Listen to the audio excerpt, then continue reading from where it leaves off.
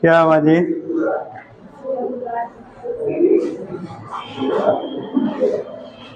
अच्छा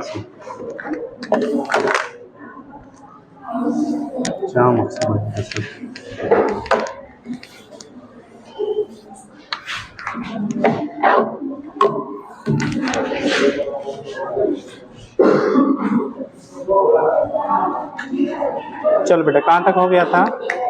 alternating current शुरू करना था आपको, लिखिएगा,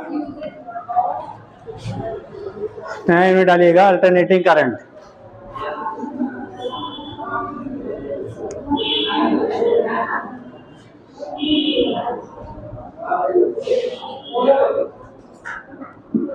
अल्टरनेटिंग करंट,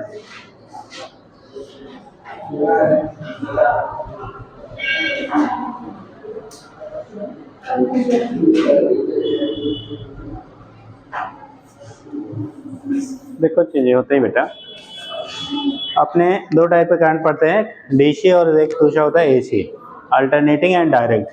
दोनों में जब हम डिफरेंसेस की बात करते हैं तो अल्टरनेटिंग करंट या वोल्टेज जो भी अल्टरनेटिंग की क्वांटिटी होती है वो टाइम के साथ पीरियोडिकली चेंज होता है। टाइम के साथ क्या करेगा, उसकी वैल्यू आपकी चेंज होती रहती है। अगर टाइम के साथ वेरी कर रहा है तो उस कंडीशन से हम लोग कह लेते हैं अल्टरनेटिंग, और अगर उसकी वैल्यू मैग्नीट्यूड कांस्टेंट है, टाइम के साथ वेरिएशन नहीं हो रहा है, तो उसी को हम लोग कह लेंगे क्या, डायरेक्ट कह लेते हैं, डीसी कह लेते हैं।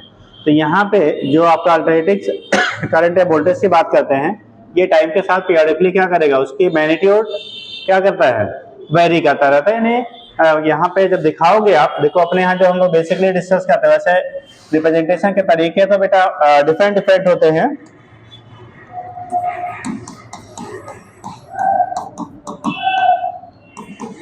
यूनिट है अल्टरनेटिंग क्या, करंट, यूनिट क्या है, अल्टरनेटिंग करंट। अब यहाँ पे जो होता है इसकी वैल्यू टाइम के साथ हमारा क्या हो रहा है, चेंज हो रहा है। टाइम के साथ वैल्यू में क्या हो रही है, आपकी चेंजेस जो हो रही है। तो जब हम लोग साइनसॉइडल वेव के टर्म में दिखाते हैं, जिसके बेसिकली हम लोग स्टडी भी करते हैं, तो ये कंडीशन आपका होता है, अगर ये वोल्टेज हो या करंट है, इस एक्सिस पे टाइम ले लेते हैं, तो टाइम के साथ इसके क्या होती है, वैल्यू जो होता है या मैग्नीट्यूड आपका चेंज होता है। एक हाफ साइकिल को पॉजिटिव, नेक्स्ट नेगेटिव, फिर पॉजिटिव नेगेटिव, इस तरह से हम लोग रिप्रेजेंट करते हैं। ठीक, तो एक तो तरीका ये होता है। दूसरा होता है जो हम लोग एक्सप्लेन भी करते हैं, जिससे कि बेस पे इसी का आपका एक्सप्लेनेशन भी होता है। बाकी रेक्टेंगुलर फॉर्म में भी दिखाया जाता है अल्टरनेटिंग करंट को, लेकिन वो रेक्टेंगुलर फॉर्म बेटा प्रैक्टिकली एक्सप्लेन नहीं हो पाता। जैसे ये ले लो, जब रेक्टेंगुलर फॉर्म में दिखाया जाता है VRI, तो उस केस में क्या करते हैं, इस टाइप से हम लोग रिप्रेजेंट करते हैं। बट जब कभी भी जब फ्लक्स में वेरिएशन से प्लस हुआ, माइनस हुआ, प्लस हुआ, फिर आप ले लीजिए क्या हुआ, माइनस हुआ, तो ये रेक्टेंगुलर फॉर्म होता है वेव का। लेकिन यहाँ पे इस तरह से चेंजेस नहीं होती हैं। जब भी चेंज होगा कोई भी आपका, चाहे वो जनरेटर से आप अल्टरनेटर से आप जनरेट करते हो या किसी भी सिस्टम से चेंज करते हैं, तो एकाएक कोई पीक और जीरो नहीं होता है। प्रैक्टिकली कभी भी पीक और जीरो नहीं होगा, वेरिएशन होने में आपको टाइम लगता है। जैसे मान लो फ्लक्स में चेंज हो रही है, तो ऐसा थोड़ी फ्लक्स है मैक्सिमम तुरंत जीरो हो जाता है। फ्लक्स आपका टाइम के साथ क्या करता है, वेरी करता है। तो ये जो हम लोग दिखाते हैं, ये बहुत ज्यादा क्या प्रैक्टिकली आपको पॉसिबल नहीं हो पाता है। इसीलिए जो हम लोग डिस्कस करते हैं बेटा, ठीक है, जो डिस्कशन आपका होता है वो इस फॉर्म का होता है, इसी को हम लोग साइनोसाइडल वेव फॉर्म कह लेते हैं। ठीक, यानी कि टाइम के साथ पीरियडिकली बढ़ रहा है पीक तक, फिर घट के जीरो, फिर नेगेटिव में बढ़ा पीक तक, फिर आपका जीरो। तो इस तरह से अल्टरनेटली हमारा क्या होता है, चेंज होता है। ठीक, और दूसरा अगर सुपरइम्पोज फॉर्म में जब दिखाते हैं तो केवल एक ही कोऑर्डिनेट में पॉजिटिव में दिखा लेते हैं, लेकिन ना तो सुपरइम्पोज ना तो ट्रायंगुलर भी दिखाया जाता है। आपको बुकों में इस टाइप से भी मिलेगा, कहीं कहीं V हो गया या I हो गया, और ये टाइम के साथ हम लोग दिखा रहे हैं। बट ये सारे जो आपको रिप्रेजेंटेशन है बेटा ना, ये जो भी रिप्रेजेंटेशन है, ये आपका बहुत ज्यादा प्रैक्टिकली इस टाइप के मिलते नहीं। ठीक है, तो इसीलिए जो हम लोग डिस्कस करेंगे, किसको डिस्कस करेंगे, इस वाले फॉर्म को डिस्कस किया जाएगा। इस फॉर्म का हम लोग बेसिकली क्या करेंगे, डिस्कशन करेंगे, जो आपका क्या अल्टरनेटिव करंट या क्या वोल्टेज के बारे में पढ़ेंगे। उसी टाइप का आपका बोर्ड में पढ़ाया भी जाता है, उसी टाइप का आपको पढ़ाया भी गया रहा होगा। तो मोस्ट ऑथेंटिक जो होता है वो यही होता है, इसी के बारे में हम लोग डिस्कस करते हैं। तो लिख लीजिएगा, हेडिंग सब हेडिंग कर लो। अल्टरनेटिंग क्वांटिटीज, हेडिंग चैप्टर का नाम था अल्टरनेटिंग करंट। पहले लिख लीजिए alternating quantities, alternating quantities, alternating quantities.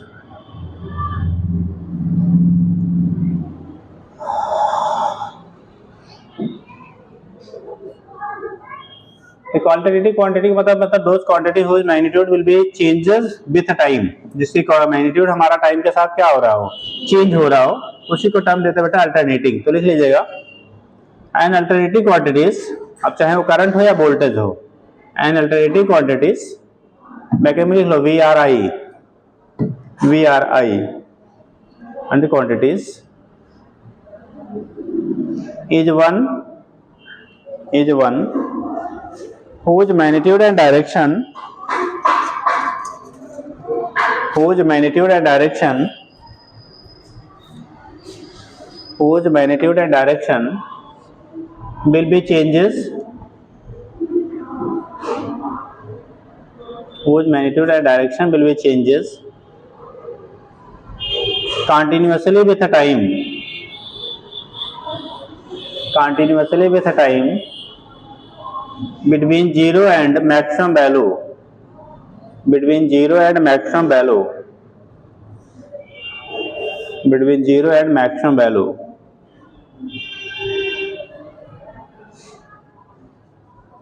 maximum value, and whose direction reverses periodically, and whose direction reverses periodically,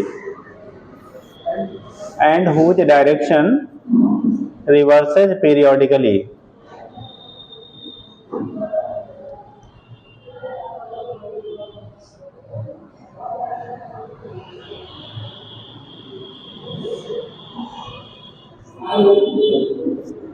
हो गया। ऐसे ये बना लो बेटा, आप बना लो, इसके लिए बनाना चाहते बना लीजिए, बट हम लोग जो स्टडी करेंगे वो इसी वाले का करेंगे बेटा, ठीक है। साइनसॉइडल वेव फॉर्म जो होता है उसी को हम लोग डिस्कस करते हैं, वही फिलहाल प्रैक्टिकली का जो है सो भी होता है। हाँ बेटा, पहला तो बना ही लीजिए, अगर इच्छा है तो वो भी बना लीजिए, ठीक।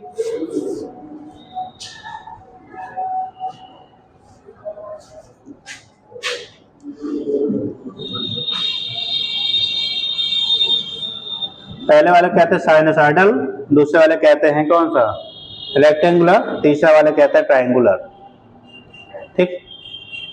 Sinusoidal wave form, rectangular wave form, triangular wave form, ठीक।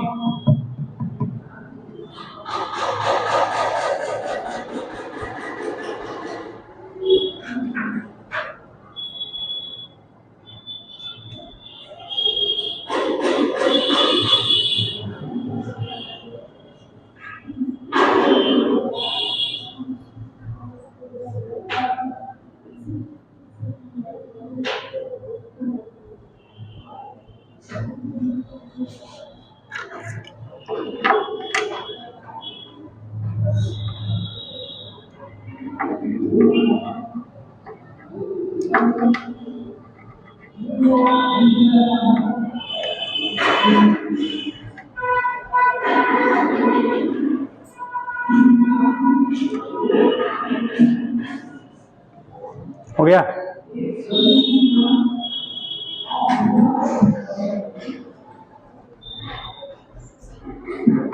सब हेडिंग करिएगा।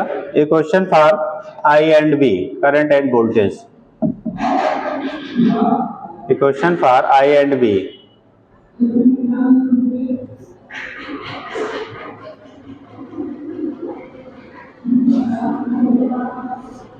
Question for I and B लिखिएगा। ये question for I or B.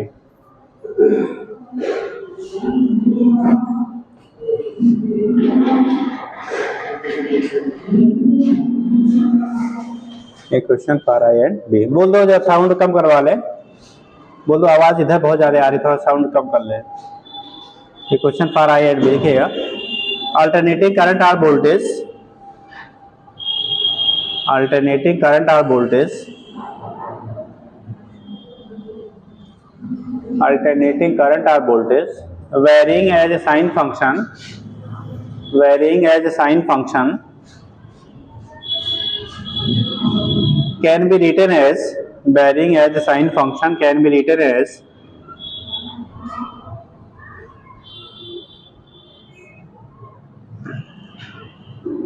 हो गया। देखो आपने पढ़ा होगा बेटा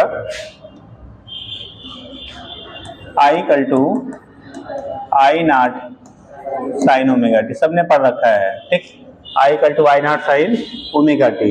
अब omega equal to 2 pi into, अब फ्रीक्वेंसी को हम लोग बेटा एन से भी आपने पढ़ा होगा, एफ से भी पढ़ा होगा, न्यू से भी पढ़ा होगा, ठीक। वैसे फिलहाल करंट इलेक्ट्रिसिटी में न्यू से दिखा लेते हैं या तो आप एफ से दिखा लेते हो, किससे पढ़े उसी टाइम में बता दें, न्यू या एफ, एफ से। तो I not sine 2 pi F into T, F हो गया फ्रीक्वेंसी यहाँ पे बेटा। एफ से भी फ्रीक्वेंसी को हम लोग एफ से भी रिप्रेजेंट करते हैं बेटा, एन से भी रिप्रेजेंट करते हैं और न्यू से भी रिप्रेजेंट करते हैं। वैसे लाइट के केस में, लाइट मतलब ठीक, तो उस केस में सोलर लाइट के केस में हम लोग मोस्टली न्यू से रिप्रेजेंट करते हैं। करंट इलेक्ट्रिसिटी में एफ से भी कहीं दिखाया जाता है, कहीं न्यू से भी दिखाया जाता है। पुराने लेवल पे पढ़ा होगा, बुक वगैरह होगी तो एन से भी रिप्रेजेंटेड है। जनरल लाइफ में जब हम लोग पढ़ते हैं तो फ्रीक्वेंसी को एन से रिप्रेजेंट कर लेते हैं, मतलब कोई भी आप सिंबल ले सकते हो, 2 पाई एफ टी। अब यही से होगा टाइम पीरियड के टाइम में लेंगे तो फ्रीक्वेंसी रेसिप्रोकल होता है किसके, टाइम पीरियड के, तो उसी को एक इक्वेशन और बना सकते हो, I equal to I not sine 2 pi upon capital T into कितना, स्मॉल टी। तो ये करंट के लिए आपका हो गया। वोल्टेज के लिए करेंगे आप तो V इक्वल टू हो जाएगा बेटा V not sine omega T equal to B not sine 2 pi F into T equal to हो जाएगा V not sine 2 pi upon T into small T, ठीक। तो ये इक्वेशन हम लोग लिख लेते हैं बेटा, ठीक है। साइन का जब बनाया जाता है तो यहाँ से दिखा लेते हैं V और I। अगर टाइम के साथ वेरिएशन की आप बात करोगे तो जैसे जैसे हम लोग टाइम की वैल्यू क्या करेंगे, चेंज करते हैं, वैसे वैसे हमारा क्या वैल्यू साइन ग्राफ आपको मिलेगा V और I के बीच में। किसके बीच में बेटा, V और I के बीच में आपको साइन कब मिलता है, तो जैसे जैसे टाइम t इक्वल टू जब 0 लेंगे तो I और V दोनों की वैल्यू 0 होगी, ठीक। जब टाइम की वैल्यू आप बढ़ाओगे t इक्वल टू t/4, जैसे एक साइकिल पूरा होने में बेटा अगर टोटल टाइम t है तो टोटल टाइम t, जैसे अगर हमने यहाँ ग्राफिकली दिखाए हैं, अब v ले लिए I कुछ भी ले लीजिए, अगर हम टाइम के साथ वेरिएशन दिखाते बेटा तो यहाँ पे इस इक्वेशन में अगर t की वैल्यू आप 0 रखोगे, क्या रखेंगे, t की वैल्यू 0 रखेंगे तो ये फैक्टर 0, और जब साइन 0, 0 की वैल्यू क्या आ जाएगी, 0, करंट की वैल्यू 0 होगी। सेम कंडीशन यहाँ पे V पे भी, अगर टाइम 0 लेंगे तो V नॉट क्या, V की वैल्यू क्या आएगी आपकी, 0 आएगी। तो यहाँ पे जब ग्राफ आप दिखाते हो तो t इक्वल टू 0 पे दोनों भी क्वांटिटी V एंड I क्या मिलेगा, 0। कहिए तो एक्सप्लेन करके बता दे, नहीं तो आप बता दे, ऐसे पढ़ाते समय भी साइन क्या आपने पढ़ा था, वही चीजें हैं, बताया था ना, जब ऐसे हम लोग ने पढ़ा था तो साइन क्या पढ़ा गया था वहां पे, तो सेम वही चीजें हैं बेटा। टाइम t इक्वल टू 0 पे 0, t इक्वल टू t/4 पे पॉजिटिव में peak, t equal to t/2 पे फिर से 0, t इक्वल टू 3t/4 पे फिर निगेटिव में पीक, और फिर t इक्वल टू t पे फिर अगेन क्या, 0। तो 0 से लेके फिर कहाँ, 0, यानी कि 0 से पीक पॉजिटिव, फिर निगेटिव, फिर क्या अगेन 0।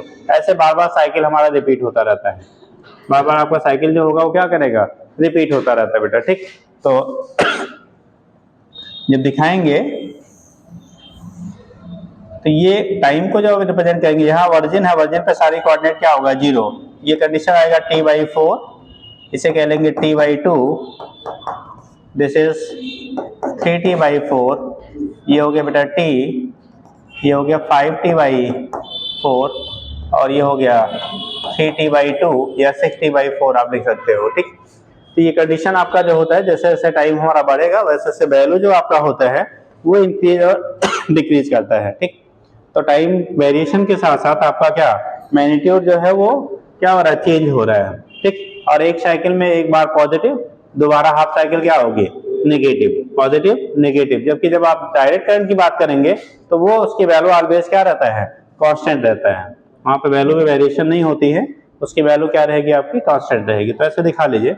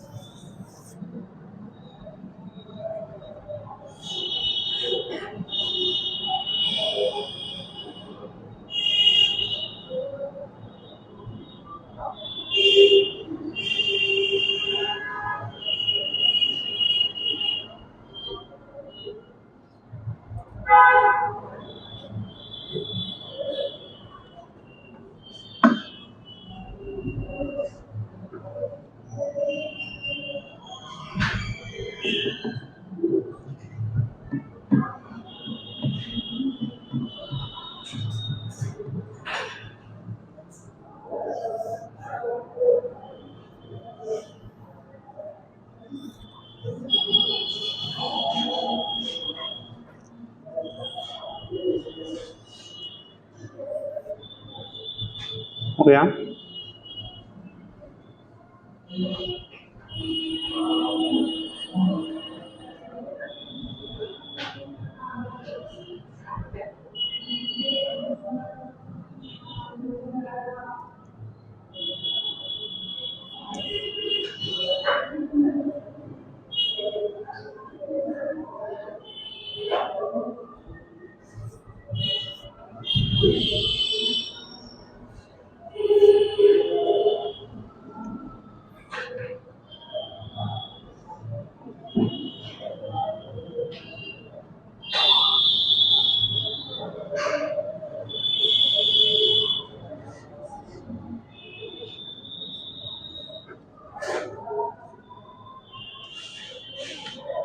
हो गया बेटा।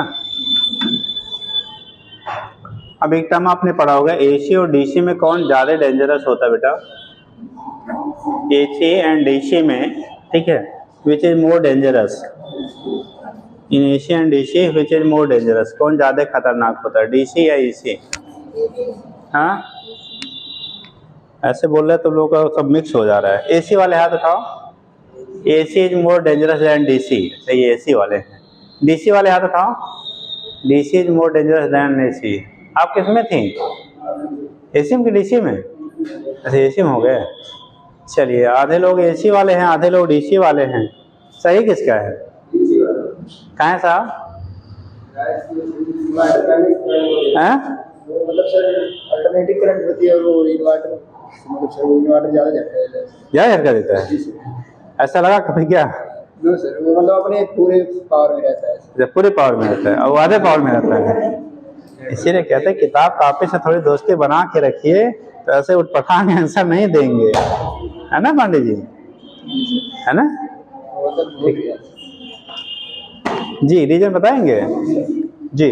अल्टरनेटिव करंट सर दो फेज में कर देता है, मतलब नेगेटिव और पॉजिटिव में करंट जाता है, मतलब जी जी जी, जीरो हो जाता है। वो देखिए जीरो हो जाता है तो भाग लेते हैं। नहीं, हाँ, मतलब फ्रैक्शन ऑफ सेकंड में होता है, और डीसी में कंटिन्यूअसली दो ही करता रहता है, कंटिन्यूसली मारता रहता है। एक ही उसमें क्या बोलते हैं। ऐसे छोटे क्लास में हम लोग को भी पढ़ाया गया था, जो एक्सप्लेनेशन आप दे रहे हो ऐसे ही हम लोग को भी बताया गया था जी।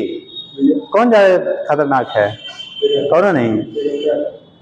अब चेक करके आज बताना, दोनों तार पकड़ के। हाँ जी, डीसी वाला, हाँ डीसी क्यों साहब?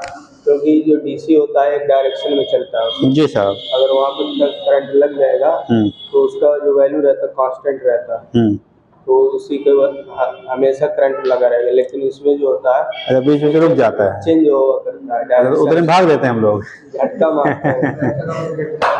बैठो बैठो बेटा। फ्रीक्वेंसी कितनी होती है एसी सप्लाई की? 50 हर्ट्ज। एसी सप्लाई की फ्रीक्वेंसी कितनी है? 50 हर्ट्ज। 50 हर्ट्ज मतलब एक सेकेंड में 50 साइकिल पूरा करेगा। और 50 साइकिल मतलब 50 पॉजिटिव 50 नेगेटिव। एक सेकंड में यार तुम्हें क्या सेंस होगा क्या? 10 बार तो हमारी आई नहीं सेंस कर पाती है, 10 बार से ज्यादा हो जाता तो फिर 50 बार तुम्हारी बॉडी कैसे सेंस करेगी? हम लोग भी छोटे क्लास में थे, 7th 8th में, हम लोग को भी याद है, मुझे सर जी ने क्वेश्चन ये पूछा गया, सर क्यों ऐसा होता है? तो उन्होंने यही बोला था, बेटा ये कंटिन्यूअसली मारता है और बीच में रुक रुक के मारता है, इसलिए जो है वो ज्यादा खतरनाक है, वो कम खतरनाक है, ऐसा नहीं है जी। ठीक, कंडीशन क्या होता है ना, आपने पढ़ा होगा पीक वैल्यू और आरएमएस वैल्यू में, जो एसी सप्लाई होता है वो आरएमएस वैल्यू होता है। एसी सप्लाई जो होता है हमारा ना, आईएसी जो होता है, ये आरएमएस वैल्यू होती है। कौन सी वैल्यू होती है? आरएमएस। ऐसे बीएसी जो होगी आरएमएस वैल्यू। आरएमएस वैल्यू जो होता है ये पीक वैल्यू का √2 टाइम होता है। क्या होता है ये? √2 टाइम होता है। तो अगर आप 220 वोल्ट की एसी लेंगे, कितना? 220 वोल्ट की अगर आपने एसी लिया, तो ये आपको जो आपको इफेक्टिव वोल्टेज होगा ना, पीक वैल्यू, जैसे ये तो आरएमएस वैल्यू है ना, आरएमएस वैल्यू पीक वैल्यू का कितना? √2 टाइम। तो पीक वैल्यू निकालोगे तो बीआरएमएस इंटू कितना हो जाएगा? √2। अगर 220 वोल्ट की आपने एसी लिया है तो √2 की वैल्यू 1.41 होता है। इसकी वैल्यू कितना हो गया? 1.414 मल्टीप्लाई करने में ये बात 311 वोल्ट आता है। कितना? 311 वोल्ट आता है। ठीक, तो ये जो वैल्यू आपकी हो गई वो लगभग 300 क्या है? 11 वोल्ट के बराबर है। ठीक है, वैल्यू जो आपकी है वो नियर अबाउट कितना है? 311 वोल्ट के बराबर है। तो उस केस में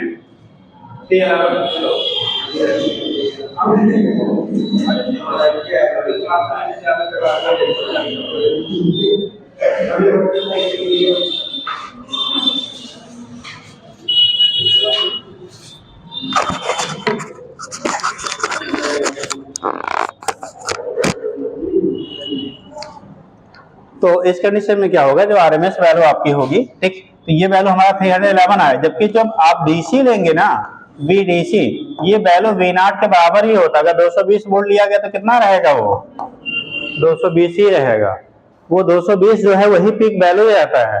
और जब आप एसी लेते हैं तो इक्विवेलेंट वैल्यू क्या है, √2 टाइम्स बढ़ जा रहा है। तो अगर सेम वोल्टेज का एसी और डीसी लेंगे तो आपका जब एसी का जो शॉक होगा ना, √2 टाइम्स ज्यादा डेंजरस हो जाता है, यानी कि इफेक्टिव वोल्टेज की वैल्यू क्या होती है, ज्यादा होती है।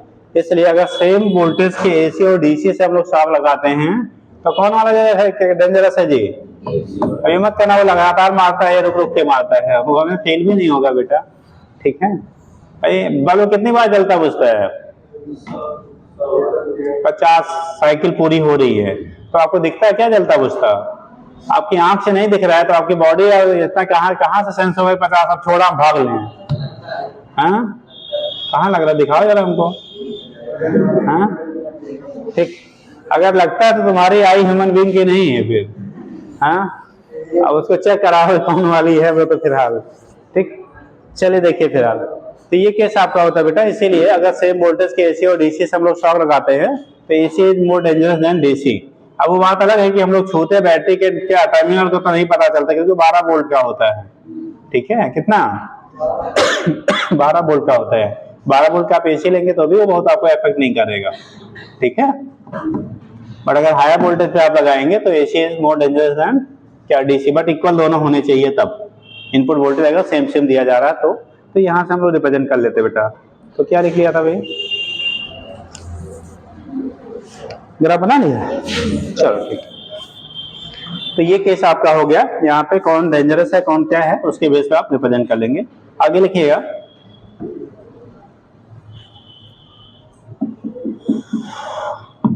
अब हम लोग यहाँ पे लिखेंगे बेटा पीक वैल्यू और मीन वैल्यू। देखो तीन टाइप के हम लोग स्टडी करते हैं, एक peak value, mean value, RMS value, ठीक है। यानी कि जो अल्टरनेटिंग आपका क्वांटिटीज है उनको हम तीन कैटेगरी में डिवाइड करते हैं। डिटेल में हम लोग पढ़ते हैं आरएमएस के बारे में। तो एक होता है हमारा पीक वैल्यू, दूसरा होता है आपका आरएमएस वैल्यू, क्या मीन वैल्यू, तीसरा होता है हमारा आरएमएस वैल्यू, ठीक। तो लिखिएगा, ठीक है, different values of alternative quantities, सब हेडिंग बना लो, different values of alternating quantities, different values of alternating quantities,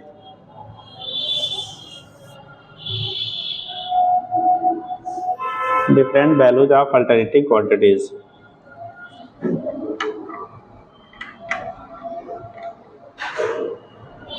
different values of alternating quantities।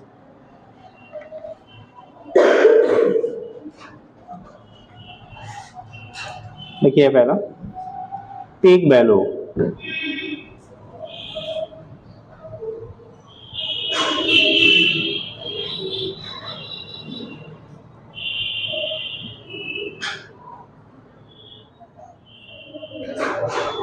देखिए पीक मतलब मैक्सिमम। जैसे यहाँ पे जो होगा बेटा, ये ग्राफ ये हमारा, अगर V के लिए हम लोग ग्राफ बना रहे हैं तो यही आपका पीक वैल्यू कहलाएगा, यही V0R क्या, अगर I का रहेगा तो I0 रहेगा, V का रहेगा तो V0 है, VT ग्राफ रहेगा तो V0 वैल्यू शो करेगा, IT ग्राफ रहेगा तो I0 वैल्यू। तो ये पीक वैल्यू आपका कहलाता है। वो पॉजिटिव में पीक है और ये वाला क्या कहलाएगा आपका, नेगेटिव में पीक होगा, ठीक।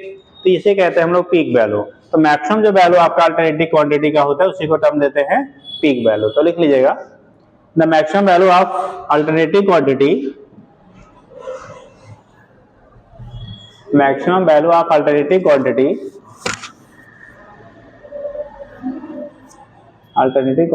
that is VRI, that is VRI is defined as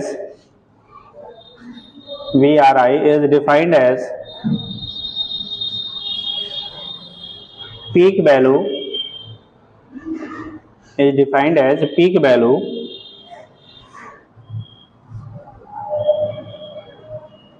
defined as क्या कहलाएगा, पीक वैल्यू। तो इसी को हम लोग टर्म देते हैं बेटा, क्या कहलाएगा वो, पीक वैल्यू कहते हैं। ये defined as peak value,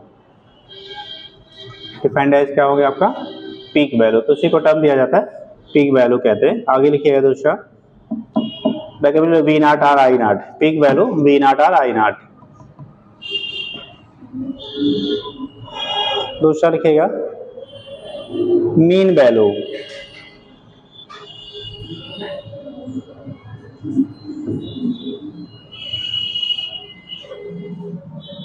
mean value. उसी को आप एवरेज क्या लेते हो, मीन को ही क्या नाम देते हैं, एवरेज वैल्यू कहते हैं। तो लिखिए तो एवरेज मीन स्क्वायर वैल्यू कर लो, मीन ना कर बल्कि मीन स्क्वायर वैल्यू कर लो, मीन स्क्वायर कर लो बेटा, क्योंकि उसी से हम आरएमएस अभी निकालेंगे। तो मीन स्क्वायर कर लीजिए, मीन स्क्वायर वैल्यू लिखिएगा the average of square of, the average of square of, the average of square of instantaneous value, average of square of instantaneous value in one cycle, square of instantaneous value in one cycle is called, in one cycle is called mean square value,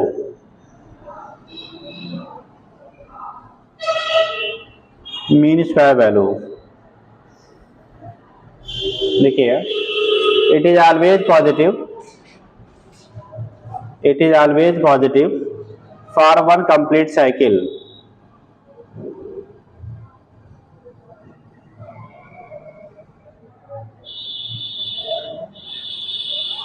always positive for one cycle, for one complete cycle। अब always positive क्यों होता है बेटा, देखो चूंकि ये positive है ये निगेटिव है, आप स्क्वायर करोगे तो चाहे पॉजिटिव हो या निगेटिव क्या मिलेगा आपको, पॉजिटिव मिलता है। भाई ये आपका पॉजिटिव है, इधर निगेटिव, अगर आप स्क्वायर करेंगे तो रिजल्टेंट वैल्यू क्या मिलेगा आपको, पॉजिटिव मिलता है। तो ऑलवेज इसकी वैल्यू जो आपकी होती है वो क्या होगी, पॉजिटिव होगी। इसके बेस पर हम लोग यहाँ से रिप्रेजेंट कर लेते हैं, ठीक। तो लिखिएगा आगे, it is always positive for one cycle and given as,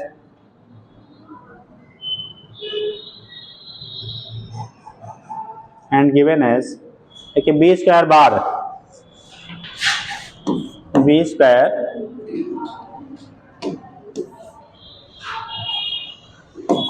B square bar equal to आपका जो वी नॉट, वी नॉट मतलब हम लोगों ने लिया था किसकी वैल्यू को, पीक वैल्यू को। तो V not square by 2, mean value 0 to peak के बराबर लेते हैं, V not square by 2 and I square bar equal to हो जाएगा बेटा आई नॉट स्क्वायर बाई कितना, 2 के बराबर होता है।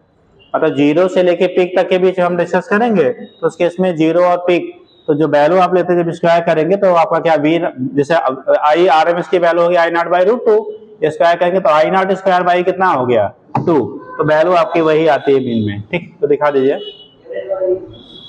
एवरेज स्क्वायर वैल्यू है, जब एवरेज लेंगे तो एवरेज वैल्यू कंप्लीट साइकिल के लिए 0 होती है। सुन लीजिए बेटा, एक बार पूछा गया था average value of AC for complete cycle, जब एवरेज वैल्यू एसी का लेंगे तो आधा जितना पॉजिटिव उतना निगेटिव, तो नेट वैल्यू क्या हो जाएगी 0। तो कंप्लीट साइकिल के लिए क्या एसी की जो वैल्यू होती है वो 0 होती है। लेकिन जब हम लोग कहाँ पे रहेंगे, कैसे स्क्वायर वैल्यू लेंगे तो जो निगेटिव वाला पोर्शन है वो भी तो अब स्क्वायर होने पॉजिटिव हो जाता है, तब आपको आउट वैल्यू मिलता है। कंप्लीट साइकिल के लिए स्क्वायर वैल्यू लेते हैं, और जब आप हाफ साइकिल लेंगे, ठीक है, या तब हाफ साइकिल की मीन वैल्यू ली जाती है। पूरे साइकिल का ले लेंगे तो मीन वैल्यू नेट क्या हो जाता है 0 हो जाता है, क्योंकि जितना आधे में पॉजिटिव उतना नेक्स्ट आधे में क्या हो जाएगा निगेटिव। इसी वजह से आप एसी से डायरेक्टली किसी भी सिस्टम, चार्जिंग सिस्टम को आप चार्ज नहीं कर सकते हो। क्वेश्चन पुटअप किया जाता है जनरल में, ठीक है, कि भाई क्या battery is not charge by AC supply, AC से डायरेक्टली हम बैटरी को चार्ज नहीं कर सकते हैं। जैसे आपका घर में बैटरी लगा, इन्वर्टर लगा है ना, तो अगर उस बैटरी को डायरेक्ट उसके टर्मिनल को जोड़ दिया जाए स्विच से तो क्या चार्ज होगा, नहीं होता। उसके लिए एक चार्जिंग सिस्टम की जरूरत पड़ती है। जैसे आपका मोबाइल है, मोबाइल आप चार्ज करते हो तो एक अडॉप्टर चार्जर लगा है ना उसमें, अगर वो चार्जर हटा दो सीधे ले आके क्या करिए पिन में लगा दीजिए दोनों वायर को, तो क्या होगा चार्ज होगा, लाइफ टाइम लगाते रहे तो जो लगेगा वो तो बात अलग ही है, लेकिन वो लाइफ टाइम लगाए रहेंगे वो चार्ज नहीं होगा। ठीक, रीजन की कंडीशन क्या होता है, क्योंकि जितना आधी साइकिल में चार्ज होगा उतने नेक्स्ट हाफ साइकिल में क्या हो जाएगा, फिर अपोजिट डायरेक्शन में डिस्चार्ज हो जाएगा। हाँ जी, अरे वो वही किए होंगे, उन्हीं वाली मोबाइल चली रही होगी, हैं, या आप अपनी मनगढ़ंत कहानी बना रहे हैं उनकी, हैं, जो भी है, हैं?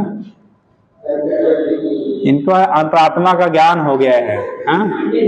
ठीक, चलो ठीक, फिलहाल होगा नहीं, आप करके देख लीजिए।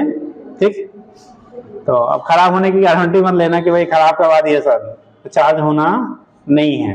ठीक है, अगर आप एसी का, ठीक है, एसी से डायरेक्ट करेंगे तो कभी भी वो चार्ज नहीं होगा। ठीक, इसीलिए हमेशा चार्जिंग के लिए कोई भी चीज आप चार्ज करते हैं तो वहां पे एक चार्जिंग क्या आपके क्या डिवाइस की रिक्वायरमेंट होती है, जो पहले एसी को डीसी में कन्वर्ट करता है। एसी को रिक्वायर्ड वोल्टेज क्या एसी में कन्वर्ट करेगा, फिर उसे कन्वर्ट किया जाता है किसमें, डीसी में, तब फिर जाके बैटरी चार्ज होती है। हाँ जी, हाँ, रेक्टिफिकेशन करते हैं, अभी आगे पढ़ेंगे half wave rectifier, full wave rectifier वगैरह। ठीक, चलिए देखिए फिलहाल क्या लिख लिया बाबू, ये हो गया, नोट कर लिया। नेक्स्ट लिखिएगा root mean square value, root mean square value, root mean square value, root mean square value.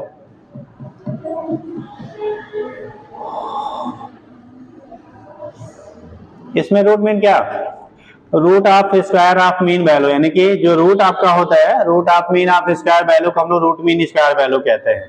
पहले क्या करिए, उसका स्क्वायर कर लीजिए, मीन कर लीजिए, रूट कर लीजिए, उसी को root mean square RMS value कह लेते बेटा, RMS value. Square mean root, square mean root. ठीक, उसी को हम लोग बैक साइड से पढ़ लिए, स्क्वायर मीन रूट। ठीक, तो उसी को आरएमएस वैल्यू कहते हैं, रूट मीन स्क्वायर वैल्यू कह लिया जाता है। ठीक है, क्या बोलेंगे उसे, रूट मीन स्क्वायर वैल्यू। तो लिख लीजिएगा root of mean of,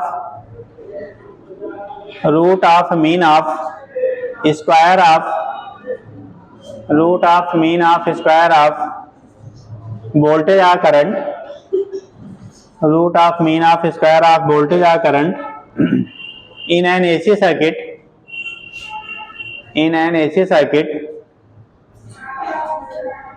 for one complete cycle, in an AC circuit for one complete cycle, for one complete cycle is called RMS value, is called RMS value and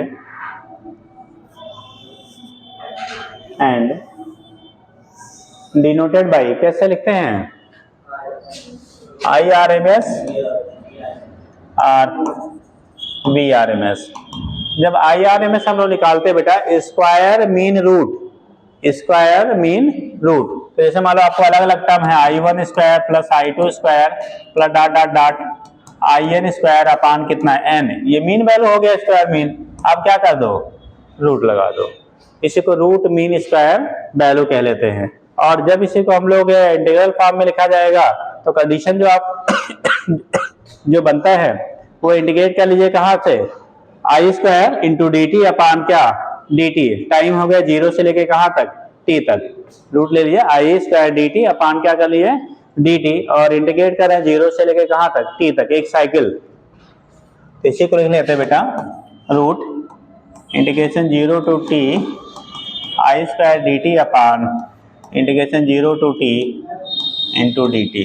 और यही जो value हमारा आता है, जब हम लोग वैल्यू लेते हैं पीक वैल्यू के टर्म में, तो ये आई नॉट बाई रूट टू के बराबर आता है। कितना आता है, आई नॉट बाई रूट टू के बराबर आएगा, और उसी फ्रैक्शन में लेंगे तो 0.707 आई नॉट आता है।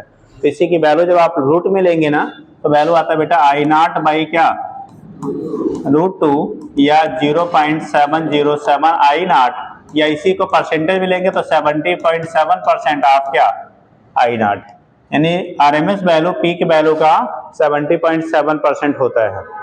जो आरएमएस वैल्यू आपको मिलता है बेटा उसके जो पीक वैल्यू है उसका 70 पॉइंट कितने परसेंट है, 7% के बराबर है। फ्रैक्शन में लेंगे 0.707, और आपका रूट के टर्म में तो I naught by root to होता है। सिमिलरली अगर वोल्टेज का लिखेंगे कैसे, सिमिलरली अगर वोल्टेज के लिखते हैं Vrms की वैल्यू जो होगी बेटा तो वो हो जाएगा V0/√2, या इसी को लिख सकते हैं इससे 0.707 V0 या 70.7 V0 के बराबर होगा, 70.7 V0 के क्या होगा बराबर होगा। तो ये केस आपका होता है यहाँ से, इसके बेस पर आपका रिप्रेजेंटेशन हो जाए 70.7% V0 कर लीजिए, क्योंकि वो परसेंटेज में कन्वर्ट कर लिया हम लोगों ने।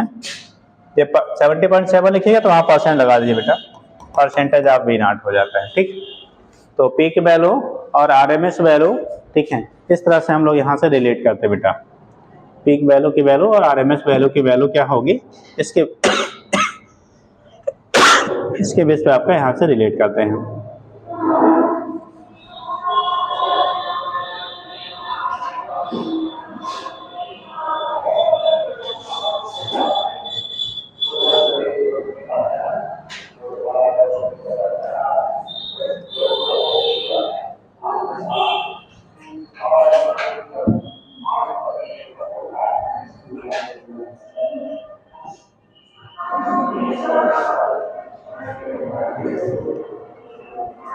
और जब हम लोग एवरेज वैल्यू निकालते हैं बेटा ना, तो एवरेज वैल्यू जो होती है वो हाफ साइकिल के लिए निकाला जाता है, वो भी लिख लीजिए, एक बार क्वेश्चन पुटअप किया गया है, लिखिएगा average value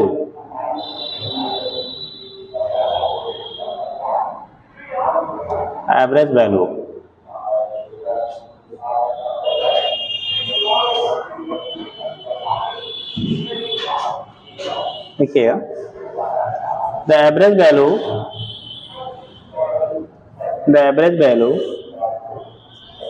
of alternating quantity, average value of alternating quantity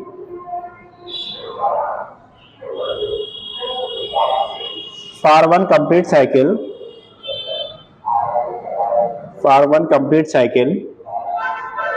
is 0। Underline कर लेना, जो एवरेज वैल्यू होता है बेटा एक कंप्लीट साइकिल के लिए, ठीक है, अल्टरनेटिव करंट की वो 0 होती है। ठीक, तो एवरेज वैल्यू अल्टरनेटिव करंट का एक कंप्लीट साइकिल के लिए कितना है आपका 0 होता है। अब उस केस में हम लोग हाफ साइकिल के लिए स्टडी करते हैं, किसके लिए, हाफ साइकिल के लिए इसे डिस्कस किया जाता है। और 0 होने का रीजन अभी पीछे बताया, फर्स्ट हाफ साइकिल में जितना पॉजिटिव होगा उतना नेक्स्ट हाफ साइकिल में क्या हो जाएगा निगेटिव। तो जब मीन लेंगे प्लस माइनस दोनों बराबर और कैसे है अपोजिट हैं, तो नेट वैल्यू आपकी क्या हो जाती है 0 हो जाती है। तो नीचे लिखिएगा the average value of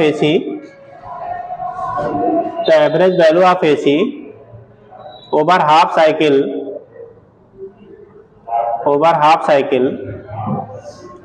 is calculated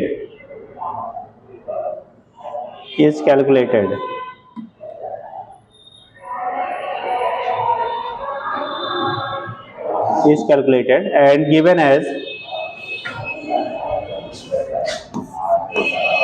I average की जब वैल्यू निकालते हैं, जैसे यहाँ पे हम लोगों ने लिखा था इंटीग्रेट 0 से लेके t के बीच में किया था ना, आई इसका इंटीग्रेट स्क्वायर वैल्यू था, यहाँ पे हम लोग एवरेज ले रहे हैं तो टाइम जो लेंगे लिमिट लेंगे 0 से t/2, तो कंडीशन आपका हो जाएगा integration 0 to t/2 I into dt upon integration 0 to t/2 into dt।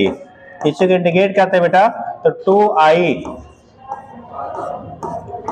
2i0 upon कितना आता है पाई के बराबर, और पाई की वैल्यू होता है बेटा 3.14 और डिवाइड करेंगे तो अप्रॉक्सीमेटली 0.63i0 के बराबर आता है, 0.637 i0 के क्या होगा बराबर आता है। इसको जब पाई इसकी वैल्यू रखोगे तो 2i0 अपॉन कितना 3.14 डिवाइड के 0.637 i0 के बराबर हो जाता है। ठीक, तो ये आई एवरेज की वैल्यू हो गई। तो आई एवरेज जो आपका हो गया 0.637 i0 एंड बी एवरेज की वैल्यू ऐसे निकालेंगे तो बी एवरेज की वैल्यू आएगी 2v0 अपॉन कितना पाई, और यहाँ भी 0.637 v0 परसेंटेज मिलेंगे बेटा तो 63.7% ऑफ क्या परसेंट ऑफ i0, और ये हो जाएगा 63.7% ऑफ कितना v0।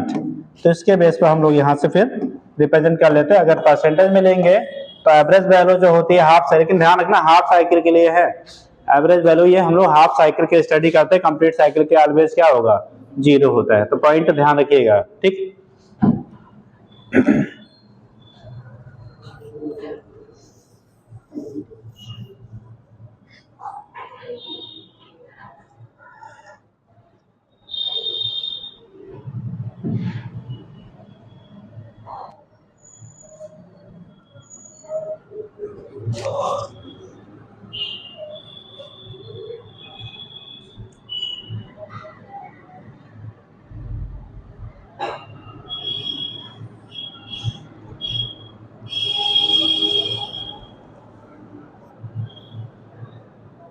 भी हम लोग आगे ऐसे समझ लीजिए, लिखने की यहाँ जरूरत नहीं है, डिफरेंट टाइप ऑफ साइकिल जब पढ़ेंगे तो ही बता दिया जाएगा। एक आता है बेटा फेज डिफरेंस, एक टर्म आपने पढ़ा होगा क्या, फेज डिफरेंस। क्या होता है बेटा phase difference, what is phase difference, बताओगे? फेज डिफरेंस क्या होता है? फेज डिफरेंस क्या होता है बताएंगे? फेज डिफरेंस,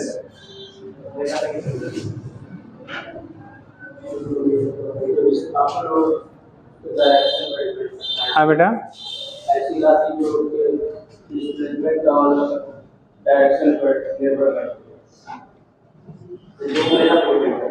किस पे, ओमेगा पे, और कुछ?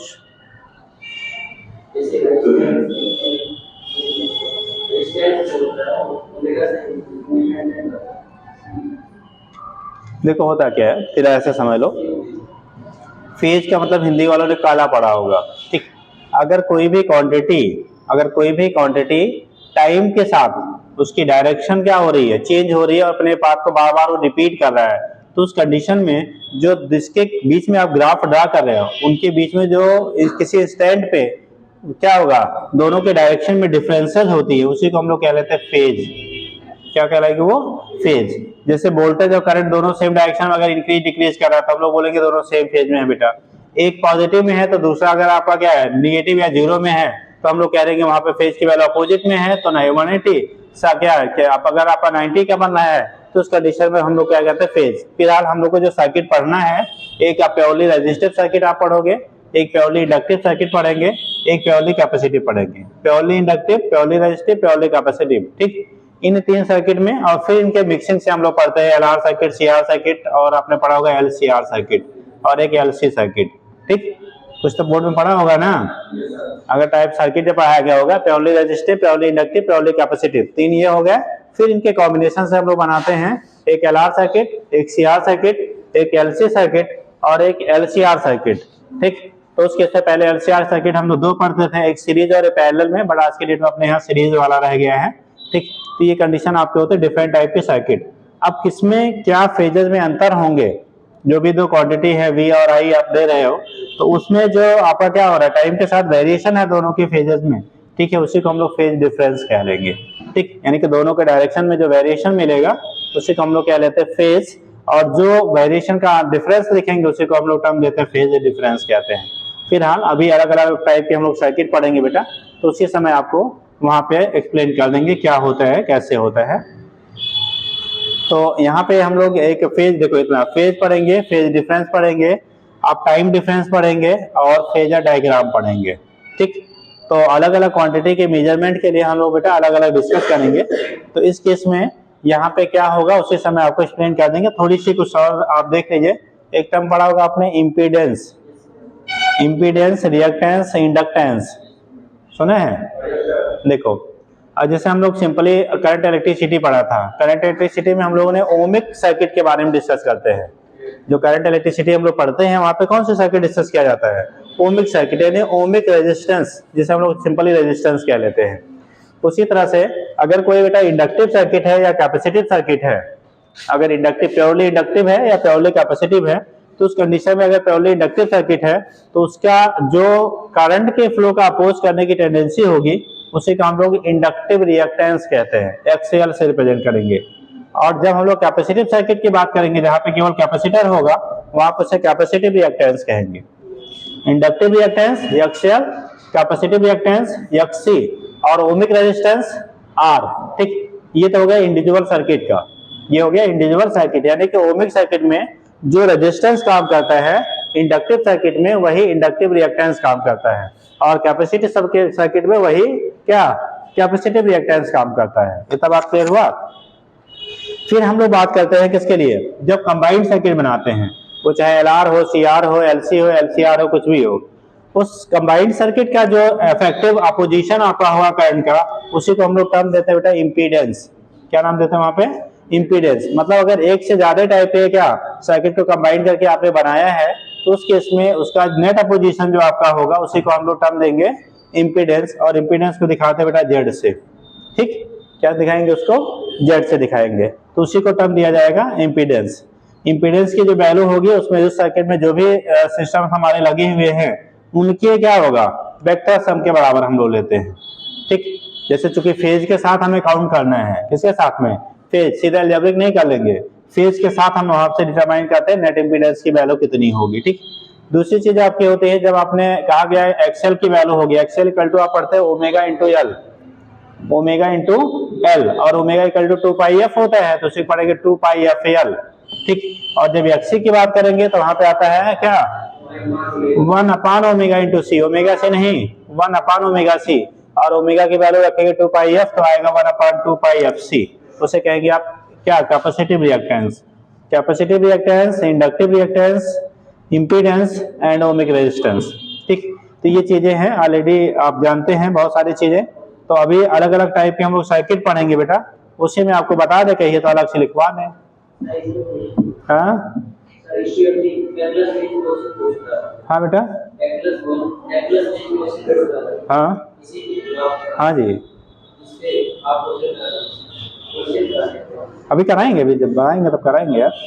ठीक है, तो ये केस आपका हो गया। यहाँ से हम लोग या तो लिख ही लीजिए, क्योंकि बार बार टर्म्स आपके आएंगे, लिखिएगा।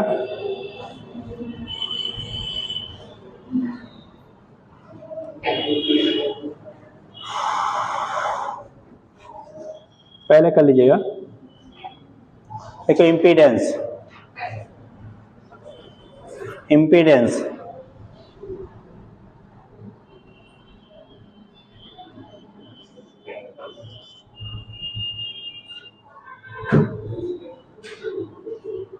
इम्पीडेंस लिखना, the position offered by an by AC circuit, the position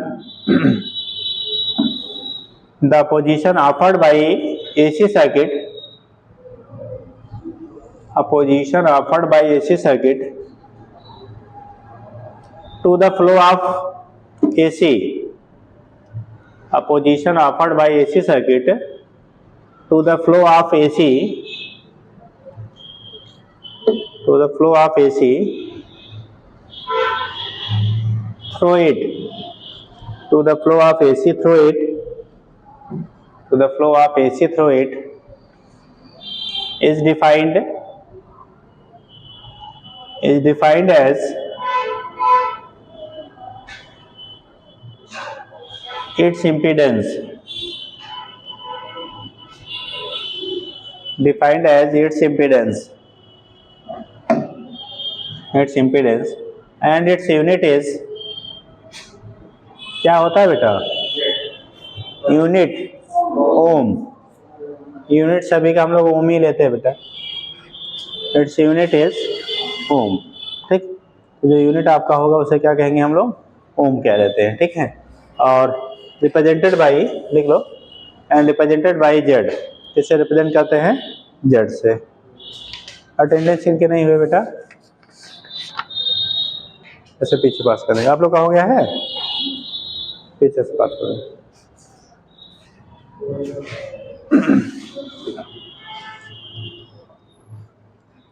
हो गया। दूसरा टर्म लिखिएगा बेटा, रिएक्टेंस। अभी इंडक्टिव कैपेसिटिव नहीं बोल रहे हैं, simply reactance.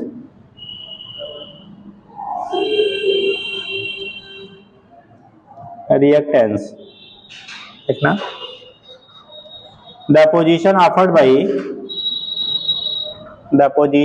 By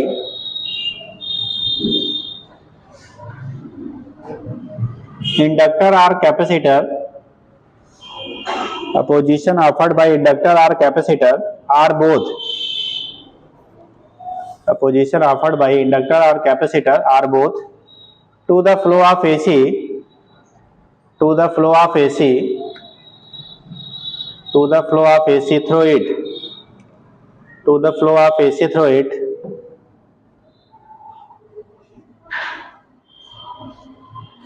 through it is defined as reactance.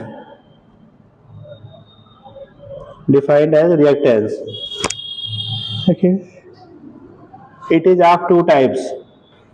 It is of following two types.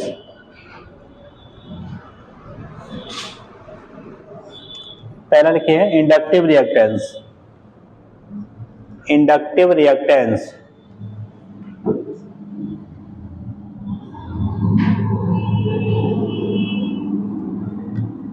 दिखाते हैं बेटा एक्सेल से. किससे रिप्रेजेंट करते हैं? Excel.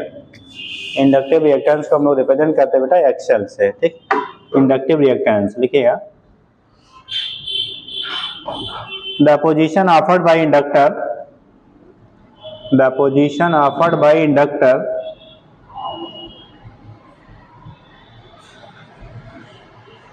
a position offered by inductor, a position offered by inductor in AC circuit, in AC circuit is called, in AC circuit is called, offered by inductor in AC circuit is called inductive reactance.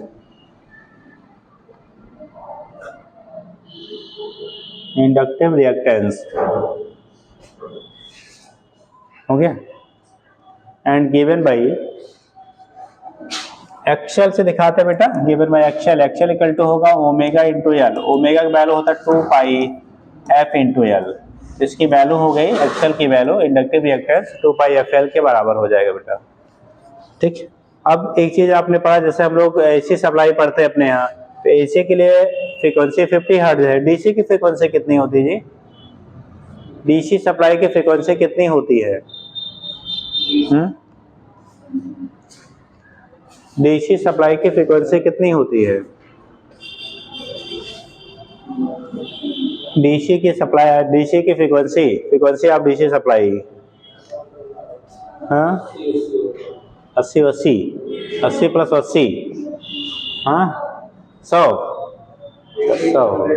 Ji 80 to 100. अच्छा, बीच बीच में होता है ऐसा. DC का बता रहे हो ना? और आप लोग भी पढ़े हैं कहीं? आप लोग पढ़े हैं?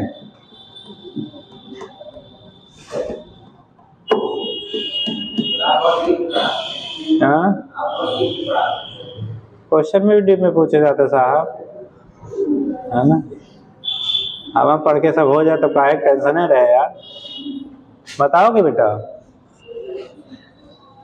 जो डीसी सप्लाई होती है क्या वो भी ब्लिंकिंग करता है क्या? टाइम के साथ चेंज हो रहा है क्या? तब यार कैसे 80 और 100 बता रहे हो? हाँ, अच्छा 80-100 का डिफरेंस 20 बहुत मारेंगे. हाँ, जो कंडीशन आपकी होती है बेटा, डीसी हमेशा क्या रहता है? कांस्टेंट रहता है. उसकी वैल्यू चेंज ही नहीं होती यार टाइम के साथ. जो भी वोल्टेज या करंट रहेगा उसकी वैल्यू क्या रहेगी? कांस्टेंट रहेगी. मतलब चेंज नहीं हो रही. तो टाइम पीरियड क्या हो गया? इनफाइनाइट. और टाइम पीरियड इनफाइनाइट हो गया तो फ्रीक्वेंसी 1/t होता है, तो क्या रहेगा? 0 होता है. डीसी सप्लाई की फ्रीक्वेंसी 0 होती है, टाइम पीरियड इनफाइनाइट होता है. याद रखिए, चाहे वही ऊपर पर लिख लीजिए. ठीक है. क्या होता है? डीसी जो सप्लाई होती है उसका टाइम पीरियड क्या? इनफाइनाइट. ठीक. और फ्रीक्वेंसी 0 होती है. तो अगर कहा जाए डीसी सप्लाई अगर आपका पास आउट हो रहा है तो इंडक्टिव रिएक्टेंस की वैल्यू क्या होगी? हाँ, डीसी के लिए एक्सेल की वैल्यू क्या होगी? 0 हो जाता है साहब. लिख लेना, यहीं पे बना लेना है हाथ ना. फॉर सिंस कर लीजिए, since for DC F equal to कितना? जीरो, फ्रीक्वेंसी जीरो है, सो एक्चुअल इक्वल टू कितना, जीरो। यानी कि अगर DC supply purely inductive circuit से पास आउट कराया जाए तो कोई क्या उसमें अपोजिशन नहीं होगा, कुछ भी आपका अपोजिशन नहीं होगा, क्योंकि इंडक्टिव रिएक्टेंस की वैल्यू क्या मिलेगी आपको, जीरो मिलेगी। उस कंडीशन में इंडक्टिव रिएक्टेंस जो होता है बेटा वो जीरो होता है, इसलिए उस पर कोई इफेक्ट आपका नहीं होगा। समझ गए? तो इंडक्टिव रिएक्टेंस की वैल्यू जो होती है वो जीरो हो जाती है, इसलिए वहां पे कोई इफेक्ट आपका नहीं होता है। याद आएगा? चलिए आगे लिखिएगा, कैपेसिटिव रिएक्टेंस। कैपेसिटिव रिएक्टेंस उसी को एक्सी से दिखाते हैं बेटा। Capacitive reactance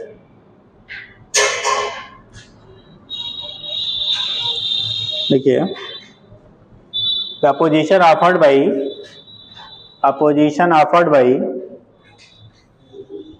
capacitive circuit, opposition offered by capacitive circuit is called capacitive reactance, is called capacitive reactance and given as, जब हम लोग कैपेसिटिव सर्किट की बात करेंगे बेटा तो वहां पे उसको एक्सी से दिखाते हैं। एक्सी इक्वल टू होता है 1 अपान ओमेगा इंटू सी, और ओमेगा की वैल्यू रख दो बेटा 2 पाई क्या, एफ इंटू सी, ये हो गया एक्सी की वैल्यू। ठीक, यहां भी लिखेंगे फार, सिंस फार किसके लिए, DC, F equal to zero, so XC की वैल्यू कितनी होगी, इनफाइनाइट हो जाता है। डीसी के लिए अगर डीसी सप्लाई आप कैपेसिटिव सर्किट से पास आउट कराएंगे तो उसकी जो कैपेसिटिव रिएक्टेंस होगा उसकी वैल्यू इनफाइनाइट होगा, यानी वहां से करंट पास आउट नहीं हो पाएगा। ठीक है, तो उस कंडीशन में एक्सी की जो वैल्यू होती है बेटा वो क्या हो जाएगा, इनफाइनाइट हो जाएगा।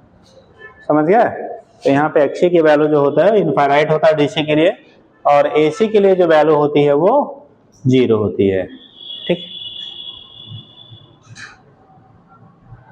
किसके लिए, कौन सी वैल्यू, एसी कह रहे हैं, किसके लिए, जब हम लोग ले रहे हैं एक्सएल की वैल्यू ले रहे हैं डीसी के लिए, एक्सएल आपका जीरो है और एक्सी की वैल्यू इनफाइनाइट है। ठीक है, डीसी के लिए। अगला लिखिएगा,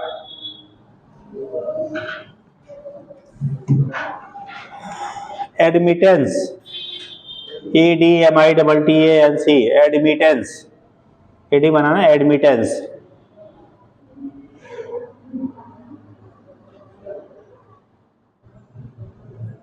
एडमिटेंस जो होता है बेटा इम्पीडेंस के रेसिप्रोकल को हम लोग कह लेते हैं एडमिटेंस। ठीक, यानी कि जो जेड है, जेड का जो रेसिप्रोकल होता है उसी को हम लोग कह लेते हैं क्या, एडमिटेंस कहते हैं। एडमिटेंस को वाई से रिप्रेजेंट किया जाता है, वाई इक्वल टू आता है 1/z। ठीक, तो लिख लीजिएगा, the reciprocal of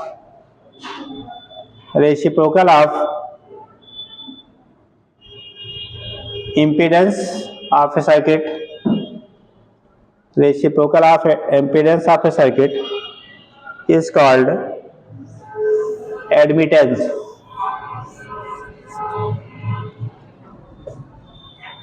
is called admittance। और हम लोग लिखते हैं बेटा y से, y इक्वल टू आएगा 1/z, और z की वैल्यू निकालोगे, z जो होता है क्योंकि हमारा इम्पीडेंस रिजल्टेंट है तो v क्या होता है, V not upon I not या VRMS अपान IRMS के रेशियो के बराबर होता है। अगर Z की वैल्यू आप रखोगे तो Z इक्वल टू होगा V not upon I not या VRMS अपान कितना, IRMS, उनके रेशियो का क्या होता है, बराबर होता है। तो जब बराबर रखेंगे तो I वाला ऊपर चला जाएगा, V वाला क्या हो जाएगा, नीचे हो जाएगा। तो अगर रखना चाहिए तो रख लीजिए, otherwise V not upon I not ये इक्वल टू आएगा 1 अपान VRMS अपान क्या, IRMS, या आप कह लीजिए R करके y equal to 1/z equal to I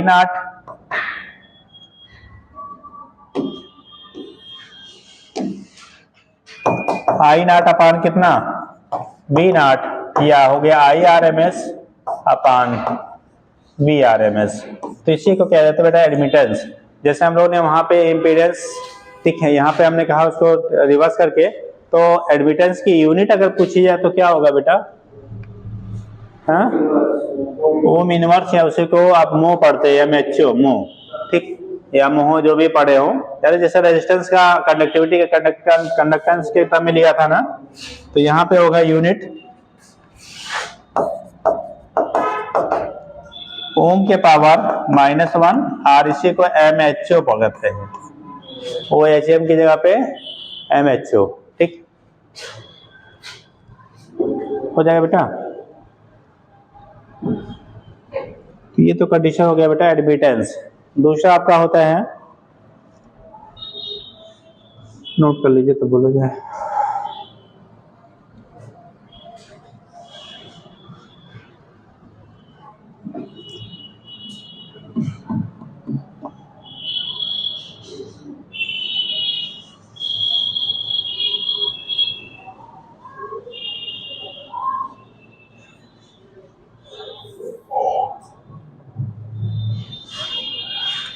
बन गया बेटा।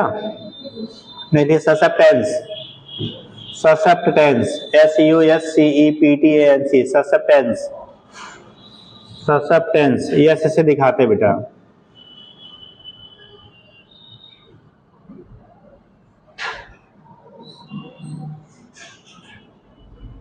क्या होता है, किसी को आइडिया? ससेप्टेंस क्या होता है? जैसे जेड के रेसिप्रोकल को हम लोग एडमिटेंस कहते हैं ना, ऐसे ही जो हमारा क्या होता है, रिएक्टेंस होता है बेटा, वो चाहे कैपेसिटिव हो चाहे इंडक्टिव हो, रिएक्टेंस के रेसिप्रोकल को हम लोग क्या कहते हैं, ससेप्टेंस कहते हैं। ससेप्टेंस क्या बोलेंगे? ससेप्टेंस, याद रहेगा तो लिख लीजिएगा, the reciprocal of reactance, the reciprocal of reactance.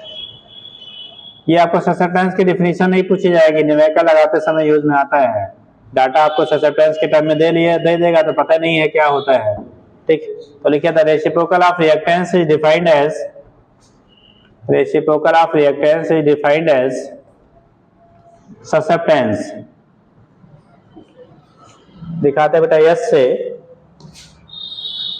Susceptance S equal to होता 1/x। अब यहाँ पे हम लोगों ने दो टाइप का पढ़ा था x की वैल्यू, ठीक, एक इंडक्टिव दूसरा capacitive.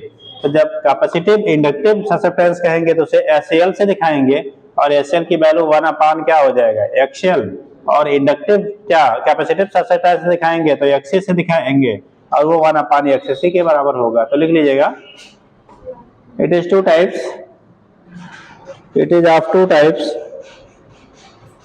It is of two types. पहला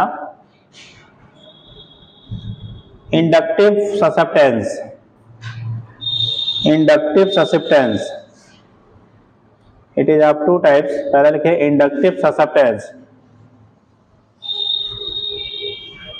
इंडक्टिव ससेप्टेंस हो गया, लिखिएगा SL इक्वल टू 1/XL। तो SL की इंडक्टिव ससेप्टेंस क्या है, SL इक्वल टू 1/XL, और XL की वैल्यू अभी हम लोगों ने क्या पढ़ा था बेटा, 1/2πFL।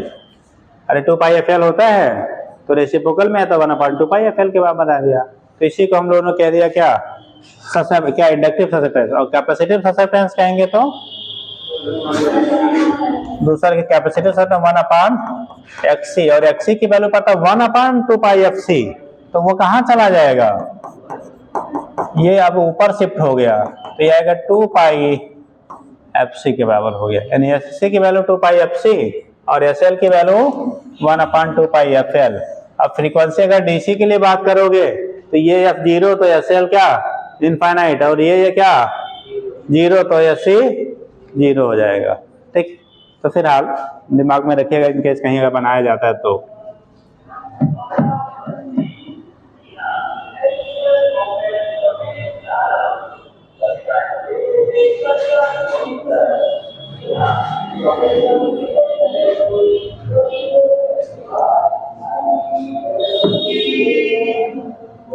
लिखिए इसमें बेटा,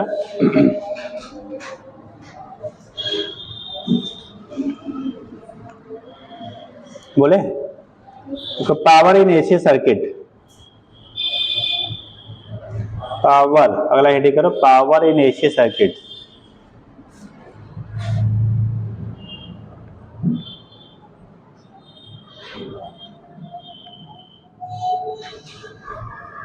देखो सुन लो बेटा, जब हम लोग डीसी की बात करते हैं तो वहां पे पावर को P equal to V into I simply लिख लेते हैं, लेकिन एसी में अगर आपका वो ओमिक सर्किट है तो यहाँ भी हम लोग P equal to V into I, लेकिन अगर वो ओमिक सर्किट नहीं है, कैपेसिटिव इंडक्टिव या मिक्स सर्किट है, तो वहां पे हमारा फार्मूला बनता है P equal to V not into I not into क्या cos फाई, या V into I into cos phi ले लेते हैं। ठीक, तो V इंटू आई क्या हो जाएगा आपका cos फाई। cos फाई वो फेज डिफरेंस होगा वोल्टेज और किसके बीच में, करंट के बीच में। मतलब क्योंकि हम लोगों ने अभी तक जो पीछे क्लासेस में पढ़े हैं वो हम लोगों ने पढ़ा था P equal to V into I, क्योंकि बेटा वहां पे हमें केवल ओमिक सर्किट के बारे में बताया जाता था।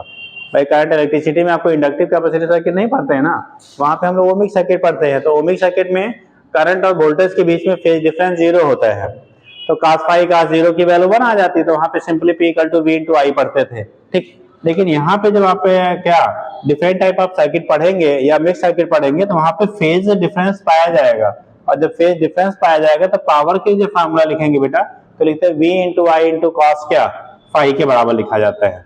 V इंटू आई इंटू क्या हो जाएगा आपका cos फाई। यहाँ V और I जो है वो आरएमएस वैल्यू लेते हैं। अगर पीक के टर्म में लिखेंगे तो V की value V not by root two, I की value I not by root two, तो V not by root two into I not by root two, तो लिखते हैं V not I not cos phi by two, या 1/2 V not into I not into cos phi. तो जिस term में भी आपने पढ़ा होगा उसी टर्म में याद रखिएगा, और पढ़ा नहीं है तो फिलहाल जो ऐसे ही याद रखिएगा। ठीक, तो लिखिएगा पावर इन क्या एसी सर्किट, लिखिएगा in AC circuit, in AC circuit there is some phase difference between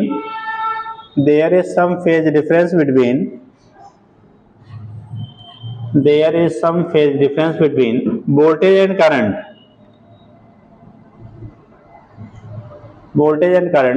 So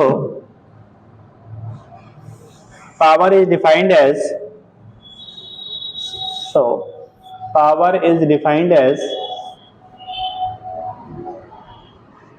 the product of voltage and defined as the product of voltage and that current and the current, voltage and the current which is in phase with voltage, which is in phase with voltage,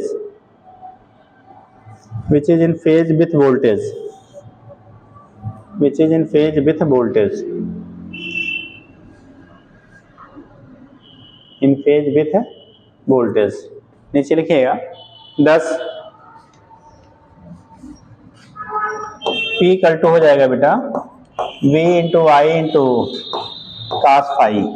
ठीक, और यही जब P के term में लेंगे, या B और I हमारे RMS वैल्यू, यदि AC वैल्यू है, ठीक है, कौन सी वैल्यू आपकी है, AC वैल्यू है, तो उस केस में यहाँ पे जो हम लेते हैं V and I are RMS value. AC मतलब क्या, RMS value of voltage and current है। ठीक, तो अगर इसी को हम लोग पीक वैल्यू के टर्म में लेंगे तो V RMS into I RMS की टर्म में, तो वहां से रखोगे तो V not by root two into I not by root two into cos phi के बराबर हो जाएगा। तो अभी आगे डिस्कस कर लेंगे, या तो लिख ही लीजिए यार, हम एच के लिए कर ही रहे हैं। यही होगा V not by root two into I not by root two into cos phi. ठीक, ये वैल्यू हो जाएगी V not into I not into cos phi by कितना 2, V not into I not into cos phi by 2 के बराबर हो जाता है। ठीक, या उसी को half V not into I not into cos phi कह लेते हैं। ठीक,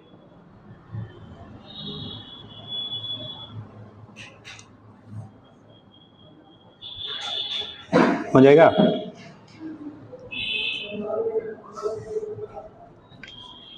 आगे लिखिएगा, एक टर्म आएगा बेटा इंस्टैन्टेनियस पावर, और एक आपका होता है क्या एवरेज पावर। ठीक, instantaneous power and average power. Instantaneous power किसे कहेंगे बेटा, what is instantaneous power, instantaneous power किसे बोलोगे,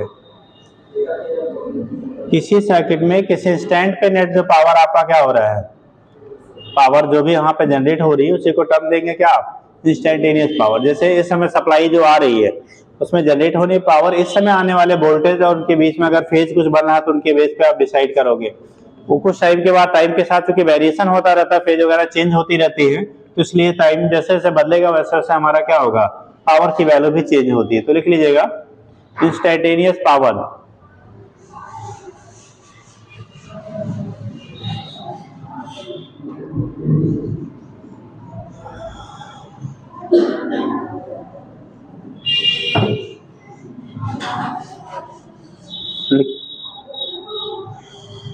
suppose in an AC circuit, या इन ए सर्किट करो, अब एसी भी हम बाद में कर लेंगे। Suppose in AC, in a circuit, suppose in a circuit, देखो V equal to V not sine omega T, suppose in a circuit V equal to V not sine omega T and I equal to I not sine omega T plus five, I equal to I not sine omega T plus five, I equal to I not sine omega T plus five, लिखिए। Then नीचे लिखना P instantaneous equal to P instantaneous. तो जब instantaneous power की बात करेंगे बेटा, तो V इंटू आई, और V की वैल्यू है बेटा V नॉट साइन क्या लिखा, ओमेगा टी, और I की वैल्यू क्या लिखा, I not sine omega T plus five. तो ये किसी इंस्टेंट पे जो भी फाइव वहां पे डिफाइंड रहेगा उसके बेस पे रख के हम लोग कैलकुलेट करते हैं बेटा। जो भी फेज वगैरह अगर है तो आप रखेंगे, फेज की वैल्यू 0 होगी तो कोई बात ही नहीं है, तो उसके बेस पे हम लोग यहाँ से डिटरमाइन करते हैं, ठीक। दूसरा जो एवरेज पावर निकालेंगे, तो दूसरा क्या है, एवरेज पावर, या इसी को ट्रू पावर कहते हैं। हम लोग जो पावर मेजर करते हैं ना, वो एवरेज पावर बेटा मेजर किया जाता है। तो लिखिएगा एवरेज पावर, एवरेज पावर, इसी को हम लोग ट्रू पावर कह लेते हैं क्योंकि इसी का मेजरमेंट हम लोग करते हैं बेटा, ठीक।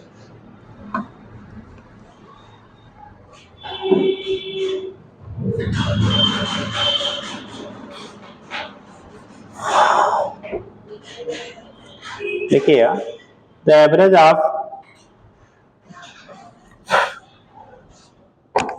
Of instantaneous power, the average of instantaneous power in an AC circuit, in an AC circuit over a full cycle is called, over a full cycle is called, over a full cycle is called average power,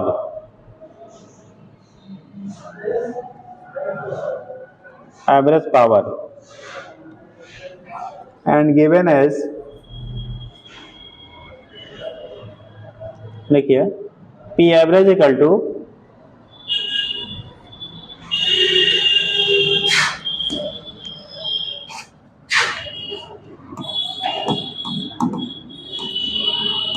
VRMS into IRMS into cos five, VRMS into IRMS into cos five.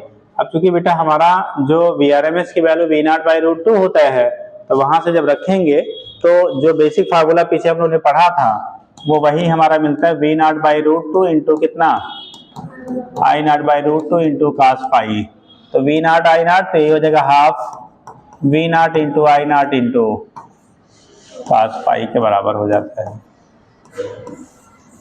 तो average power जो होता है half V not into I not into cos five के क्या हो जाएगा आपका, equal हो जाता है। तो इसके बेस पे दिखा लेते हैं, वी half V not into I not into cos five.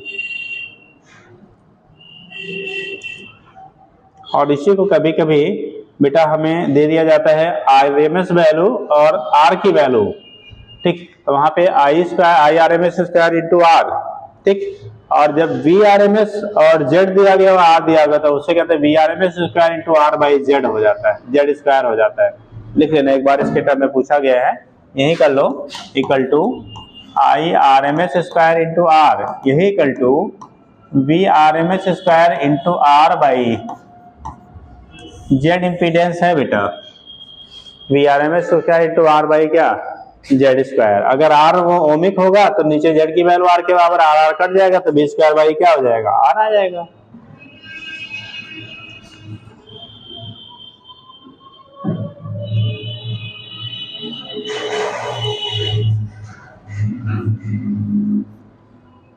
Next देखिएगा अपेरेंट पावर, ये हो गया। टाइम बता देना बेटा। हाँ हो गया, अच्छा अरे तो बहुत है यार, तो बहुत है ना। लिखो अपेरेंट पावर, अपेरेंट पावर लिखना, the product of apparent voltage and apparent current, the product of apparent voltage and apparent current in an electric circuit,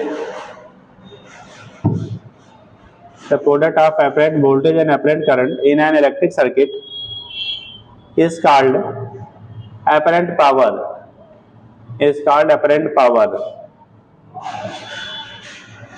is called apparent power।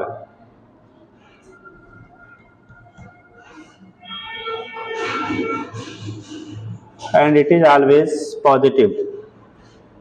दिया जाता है वैसे बेटा V R M S into I R M S, और ये जो मिलता है हमारा चूंकि सेम फेज में हम लोग लेते हैं, जब ओमिक सर्किट की बात करेंगे तो ओमिक सर्किट में जब हमारा हो रहा है तो उस कंडीशन में दोनों फेज सेम होता है, तो cos फाई की वैल्यू का 1 हो जाएगी। तो लिखते हैं पी एवरेज की वैल्यू जब यहाँ पे लेंगे, यानी कि अपेरेंट पावर जब आप लेंगे तो उस कंडीशन में पी एवरेंट की जो वैल्यू आपकी होगी V R M S into I R M S, और यही होगा V naught by root two into I naught by root two, यानी हाफ वी नॉट इंटू क्या आई नॉट। तो ये पी अपेरेंट की वैल्यू जो आपकी होती है यहाँ से दिखा देते बेटा।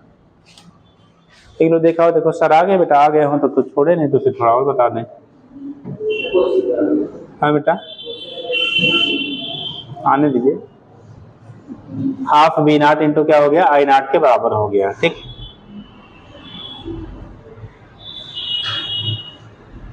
अभी जो क्वेश्चन बनेंगे जो मेनली हमारा क्या, देखिए एक क्वेश्चन लिख लीजिए सजाहिद के, नहीं तो अभी जो कंबाइंड सर्किट पढ़ाएंगे तो ज्यादातर क्वेश्चन वही डिजाइन करते हैं। देखिए हो गया ये, लिखो कैलकुलेट, कैलकुलेट पावर, ऐसे कर लो calculate average power loss in, average power loss through कर लो, average power loss through an inductor, an inductor and inductor having inductance, छोड़ इसको, having inductance, having inductance 50 henry, 50 henry and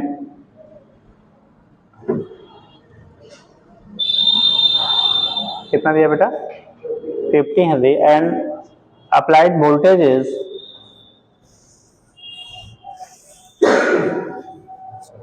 200 volt AC, applied voltage is 200 volt AC and current is 5 ampere, current is 5 ampere। चलो बेटा अब निकाल आइएगा, ठीक।